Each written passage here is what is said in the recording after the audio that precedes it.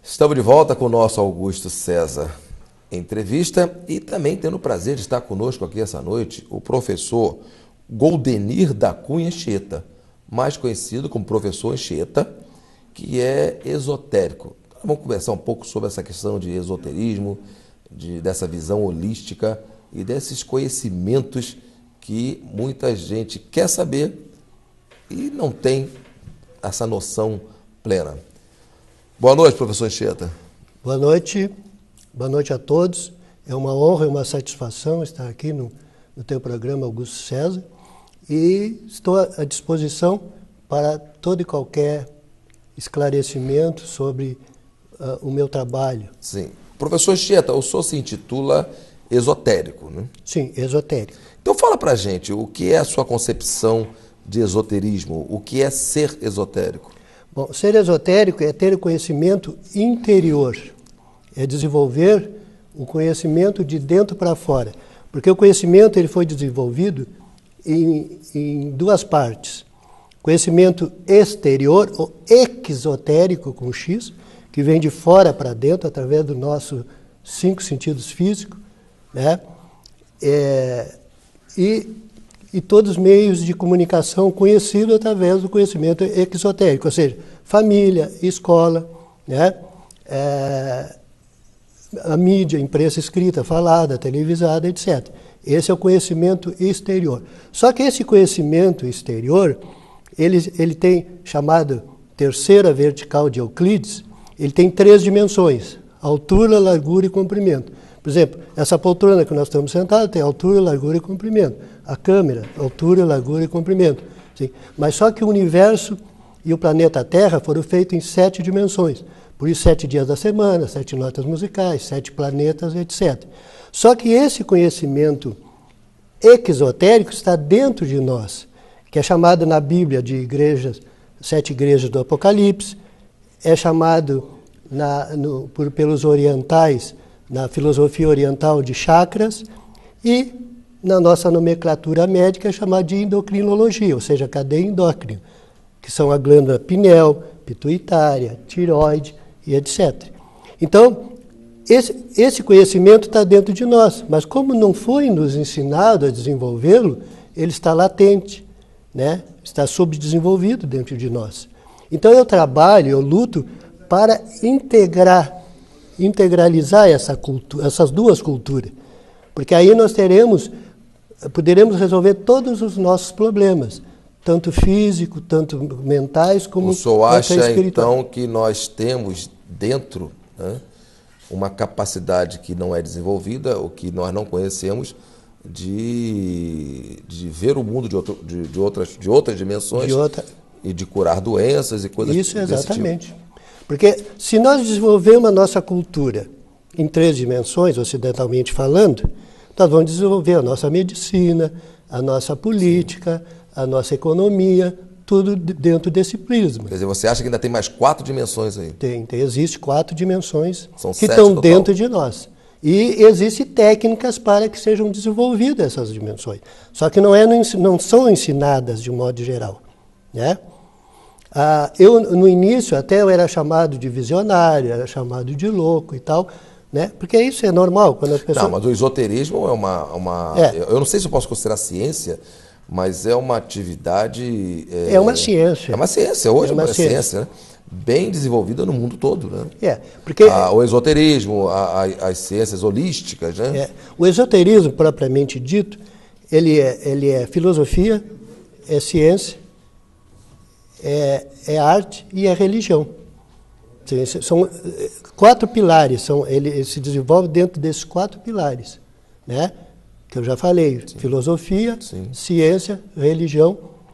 Agora, professor Anchieta, uma coisa que me chamou a atenção na sua resposta inicial é que o senhor falou os 5 sentidos físicos que a gente vê o mundo. Lógico, a gente entra em contato com o mundo com nossos 5 sentidos: ou visão, o olfato, o tato, paladar. Né, o paladar. Então, a audição. Então, são os 5 sentidos que a gente entra. Toda a comunicação humana, toda a visão que nós temos do mundo é através desses 5 sentidos. Sim. E dizem até que quando você perde um deles, o outro é mais desenvolvido, né? O cego geralmente tem um tato melhor, uma audição melhor, quer dizer, então uma coisa vai acabando compensando outra. Mas o senhor falou os 5 sentidos. Existem outros sentidos também? Existem 7 sentidos internos. 7 sentidos internos também. Que é a soma, seriam eles, cabalisticamente falando, que a soma qual vai dar os 12. Sentido? Por isso os 12 apóstolos, 12 meses do ano. Sim, mas qual seria o 6º sentido? O 6º sentido seria qual? Os 7 sentidos que estão dentro de nós são as nossas glândulas endócrinas.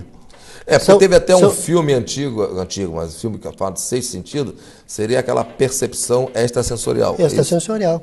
Aquilo que a pessoa percebe a terceira visão, a partir fora daqueles sentidos que nós temos, né? Aí vem esses sentidos são sentidos espaciais, são transcendentais, são sentidos que qualquer um de nós pode desenvolver. É o só olhar para uma pessoa e saber que ela está doente. É a clarividência, é a clareaudiência, né? É a polividência. Por exemplo, a polividência se desenvolve aqui no cocuruto da cabeça aqui, que é a glândula pineal.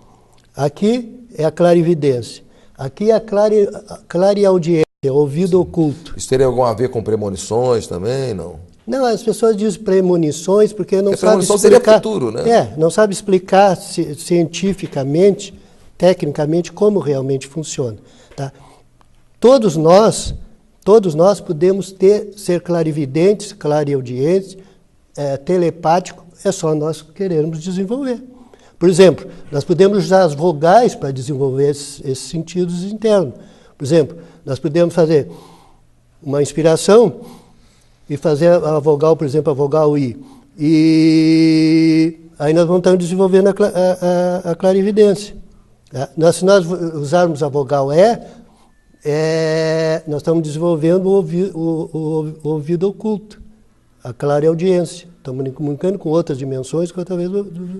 Agora, realmente professor Anchieta, a gente vê que tem influência realmente glandular, sentimento, porque olha bem, as pessoas falam das doenças.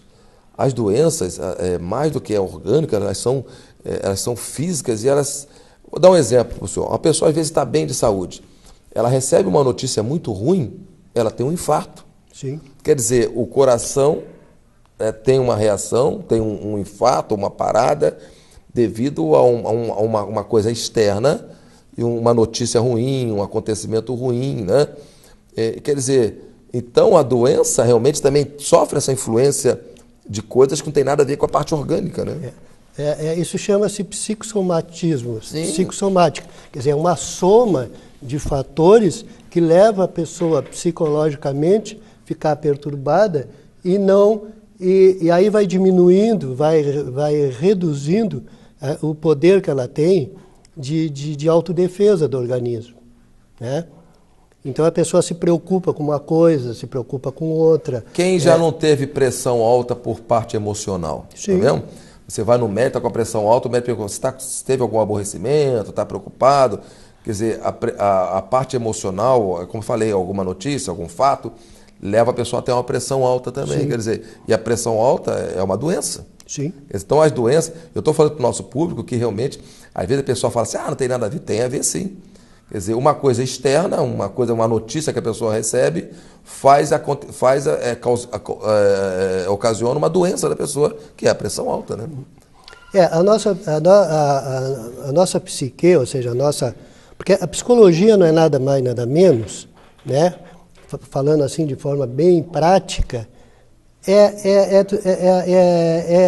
estar preparado para enfrentar as barreiras do dia a dia. Quem é que não tem barreira? Quem é que não tem problemas? Quem é que não tem dificuldade no dia a dia? Então, se a pessoa sabe enfrentar esse problema de forma equilibrada, né, ela não vai ter problemas de saúde nenhum, porque não vai ter o reflexo. Porque toda ação provoca uma reação, e dessa reação forma um terceiro elemento, que é a conciliação ou a filiação. Existe um relato, que a gente não sabe também se é verdadeiro, mas que a Maria Antonieta, que foi a mulher ali de Luís XV, da França, ela foi presa e quando falaram para ela que ela ia ser guilhotinada, né? Sim. Iam cortar a cabeça dela no outro dia, nessa noite que ela passou de um dia para o outro, que ela ia ser guilhotinada, a cabeça dela, no outro dia, quando abriram a cela dela, estava branquinha. Acho que é conhecido isso, que a gente nunca sabe se é lenda ou não. Que ela branqueou os cabelos de um dia para o outro. É possível isso? Sim, porque a Maria Antonieta, ela usava muito, ela tinha muito conhecimento esotérico, né? E ela usava muito a osmoterapia, ou seja, ela usava muito perfume, porque o perfume é uma terapia também, que pode ser tratada a pessoa. Se a pessoa usar o perfume zodiacal... Não, mas eu estou dizendo o seguinte, a reação pode ser tão grande, emocional, sim, que faz com que o cabelo fique branco de um dia para o outro. Envelheceu de uma hora para outra, né? Nesse sentido. Não, os relatos históricos, né? Não está nos livros, mas contam isso, né? Sim, sim. Que as pessoas ficaram assustadas quando abriram a cela dela para levar ela para a guilhotina, ela estava com o cabelo branquinho. Sim, sim. E no dia anterior o cabelo dela estava normal.